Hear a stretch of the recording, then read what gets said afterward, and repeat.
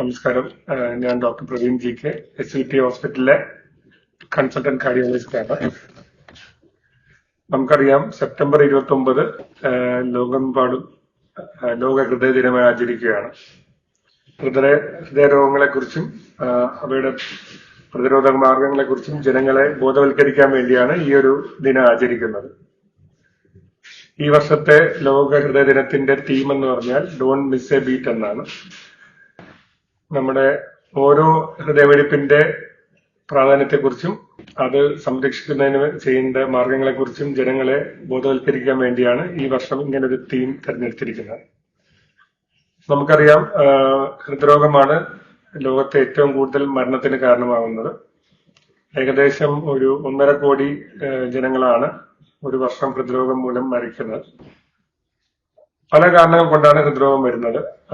ചില കാരണങ്ങൾ നമുക്ക് മാറ്റങ്ങൾ വരുത്താൻ പറ്റാത്ത കാരണങ്ങളാണ്. അത് നോൺ മോഡിഫയബിൾ റിസ്ക് ഫാക്ടേഴ്സ് എന്ന് പറയും.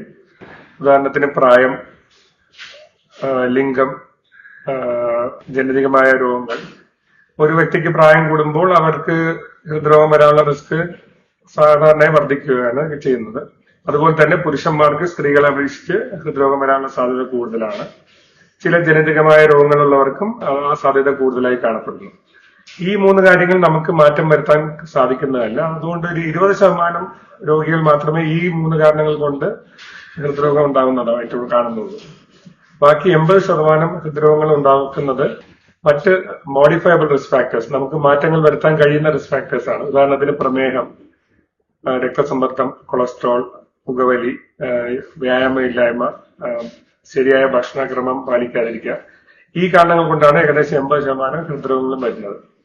അപ്പൊ ഈ കാരണങ്ങളിൽ നമുക്ക് ക്രിയാത്മകമായ മാറ്റം വരുത്തുകയാണെങ്കിൽ ഹൃദ്രോഗങ്ങൾ നമുക്കൊരു 80% തടയാൻ കഴിയും. അപ്പോ ഈ വർഷത്തെ ഹൃദയ ദിനത്തിന്റെ ഭാഗമായി നമ്മൾ ഓരോരുത്തരും നമ്മുടെ റിസ്ക് ഫാക്ടേഴ്സിന് ഉണ്ടെങ്കിൽ അതിന് ശരിയായ രീതിയിൽ ചികിത്സിക്കുകയും, അതുപോലെ തന്നെ റിസ്ക് ഫാക്ടേഴ്സ് ഇല്ലെങ്കിൽ പോലും നമ്മുടെ ജീവിതശൈലിയിൽ നല്ല ക്രിയാത്മകമായ മാറ്റം വരുത്തി നമ്മുടെ ഭക്ഷണക്രമം നല്ല രീതിയിൽ ക്രമീകരിച്ച് വ്യായാമങ്ങൾ ശരിയായ രീതിയിൽ ചെയ്ത് നമുക്ക് ഹൃദ്രോഗം തടയാനുള്ള ഒരു തീരുമാനം ഈ ഹൃദയ ദിനത്തിൽ സ്വീകരിക്കാം. Thank you.